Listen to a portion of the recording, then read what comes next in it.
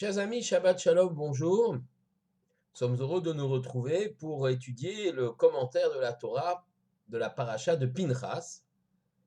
La paracha de Pinchas fait suite à celle de Balak.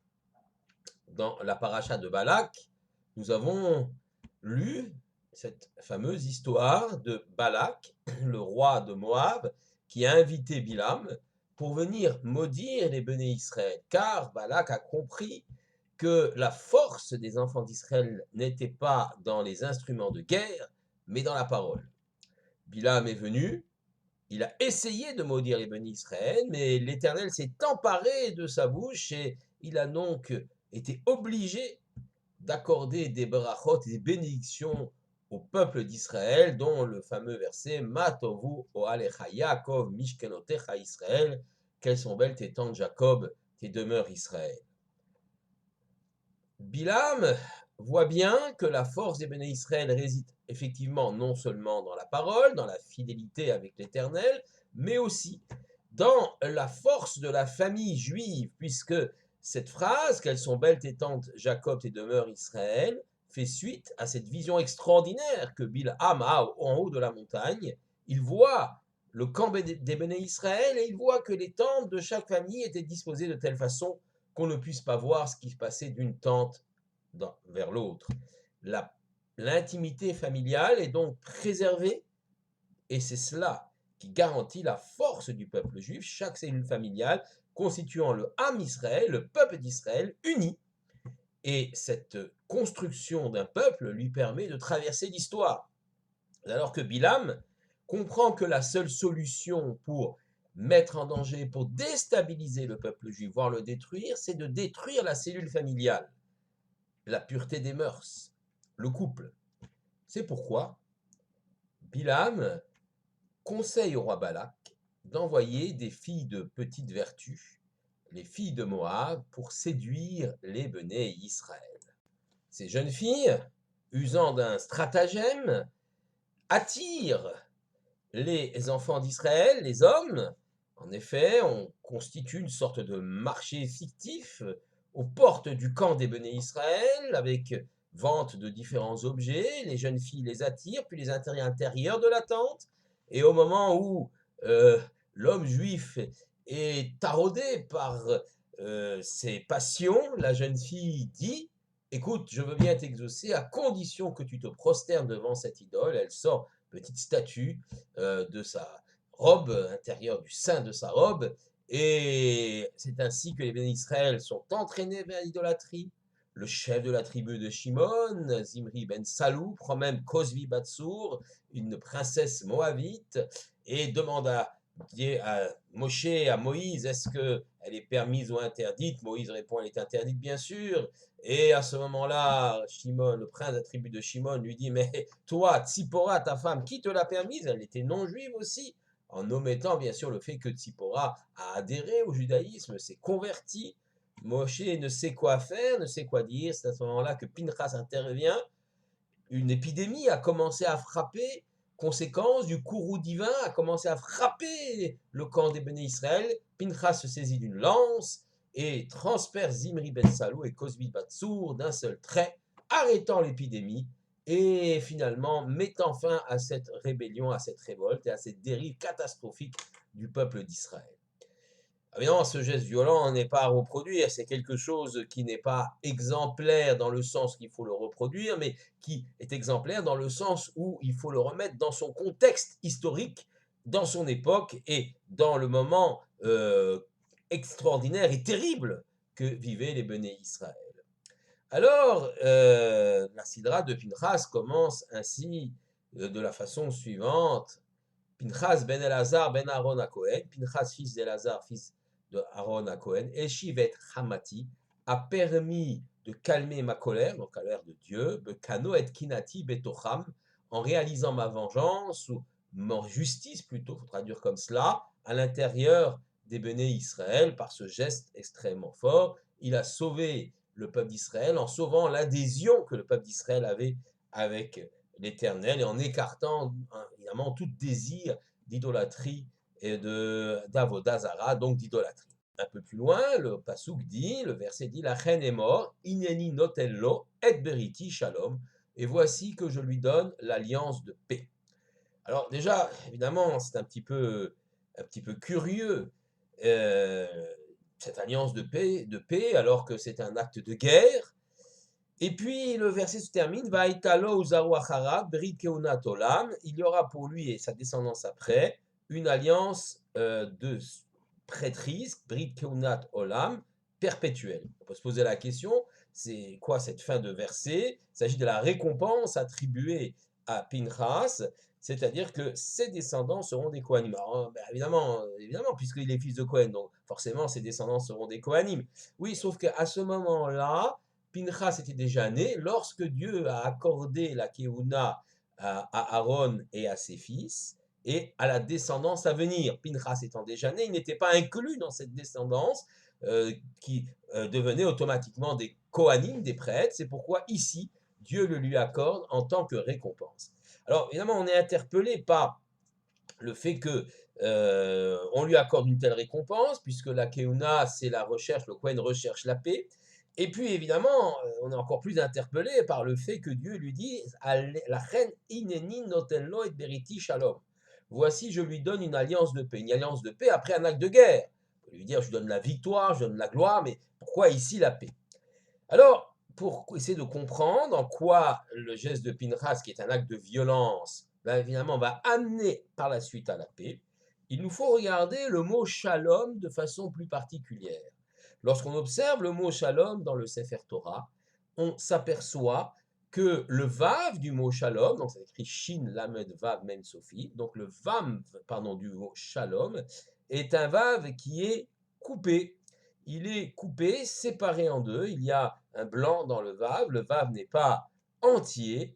Donc, ça s'appelle un vav coupé, ou en hébreu, le vav ketia, un vav donc qui est brisé, qui est coupé. Vav ketia. Alors, il faut se comprendre pourquoi ce vav est coupé. Alors, évidemment, d'un point de vue de la halakha, de la loi juive, si ce vav n'est pas ketia, s'il n'est pas coupé, alors il faut le faire, car il y a un psoul, il y a une faute dans le Sefer Torah. Le vav non coupé est une véritable faute. Nous avons cette tradition d'avoir ce vav coupé. Pourquoi ce vav est-il coupé? Et c'est là qu'il faut essayer de comprendre un petit peu la chose. Si on lit le mot avec le vav, on obtient le mot shalom, la paix. Mais si on lit le mot sans le vav, c'est-à-dire le vav est coupé, il est éliminé, on lit le mot shalem, ce qui est complet, la plénitude. Donc le mot finalement peut se lire de deux façons possibles, puisque le vav est présent, mais il est coupé. C'est un appel à une double lecture possible de ce mot, shalom, la paix, shalem, la plénitude, ce qui est complet. Alors, sur ce commentaire, effectivement, on peut essayer de comprendre dans un premier temps que la shalom véritable, la paix véritable, n'existe que dans ce qui est complet, de ce qui est entier, ce qui est vrai, ce qui est la vérité. Les fausses paix, celles bâties sur le mensonge, ne sont vouées qu'à être détruites, qu'à entraîner la perte finalement des gens qui l'ont conclue. Ces fausses paix basées sur le mensonge, basées sur la volonté de revanche, ne peuvent aboutir et ne peuvent être durables. Et c'est pourquoi on peut considérer que l'acte de Pinchas est un acte qui va entraîner une paix stable et durable, car il a d'abord rétabli ce qu'est le Hémet, ce qu'est la vérité, pour ensuite obtenir effectivement une paix, une sérénité dans l'ensemble du peuple d'Israël. Donc il a d'abord accompli ce qui est shalem, ce qui est entier, pour obtenir le shalom, ce qui est donc la paix, mais une paix basée sur la plénitude, sur ce qui est complet, sur ce qui est vrai. Le Rav Shlomo Yosef Zevin, dans son ouvrage La Torah et la Moadim, nous explique qu'il y a deux types d'union, deux types de ichud, comme il dit, de choses qui sont liées les unes aux autres. Une union, un lien mécanique, c'est-à-dire mécanique, et un lien organique, c'est-à-dire quelque chose qui véritablement lie les choses les unes avec les autres. Prenons l'exemple d'un objet, une maison par exemple.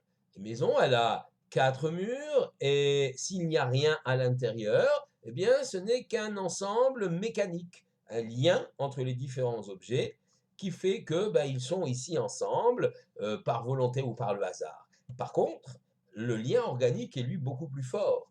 Lorsque les, euh, les Béné Israël vivent les uns avec les autres et sont dans une dynamique de Ahavat Israël, d'amour d'Israël, de shalom, de paix, se réalise alors un lien beaucoup plus fort qu'un simple assemblement d'individus. L'assemblement d'individus, rappelé l'union mécanique par le Razevin. On arrive à une union qui est organique, à un lien très fort, ce qu'on appelle la hardout, la fraternité au sein du peuple juif.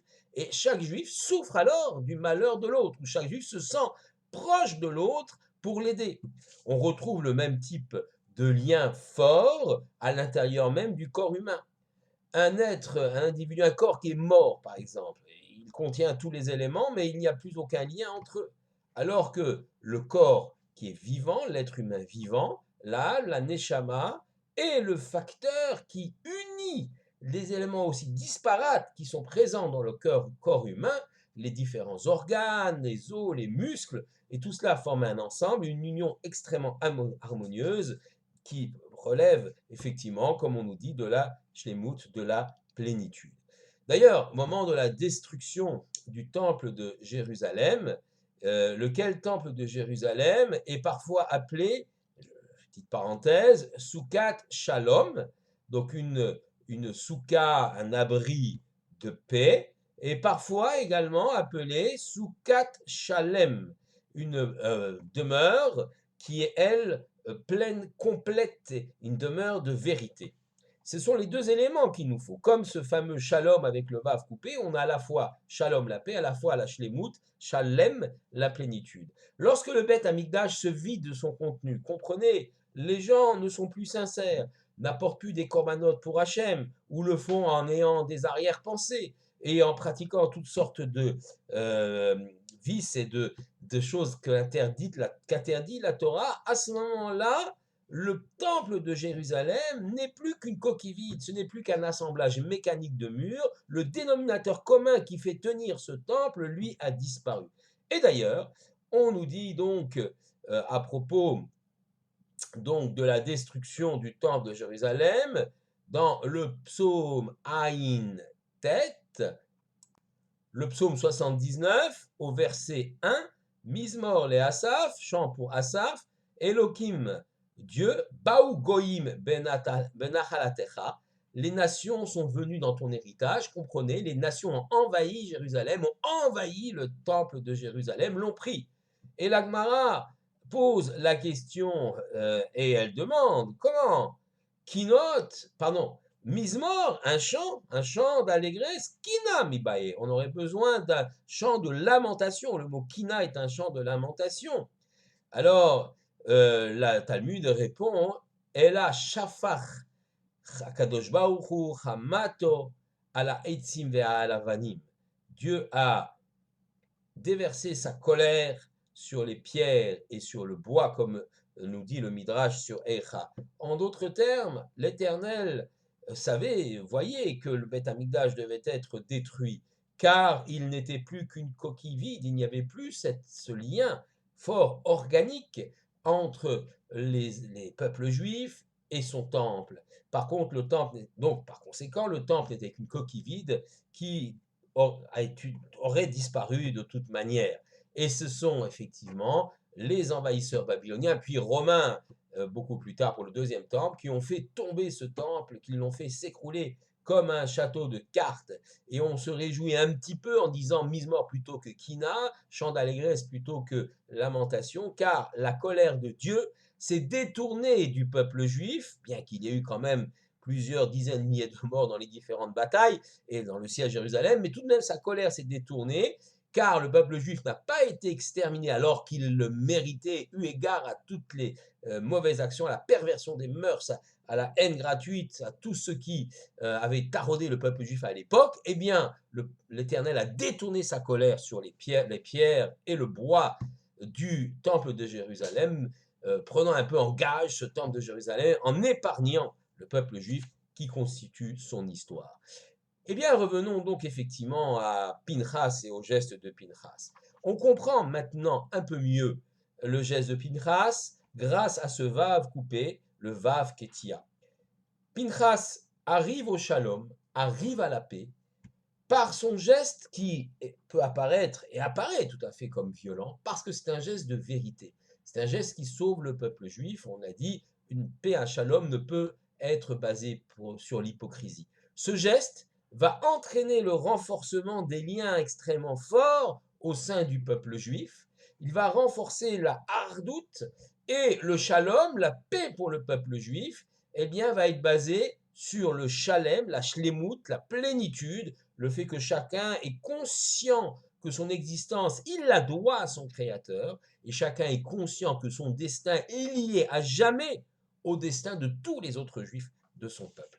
Ainsi, la shlemut, la plénitude qu'atteint Pinchas, arrive par conséquent de façon forte au shalom, à la paix, à la sérénité pour l'ensemble du peuple juif, et ce pour toutes les générations.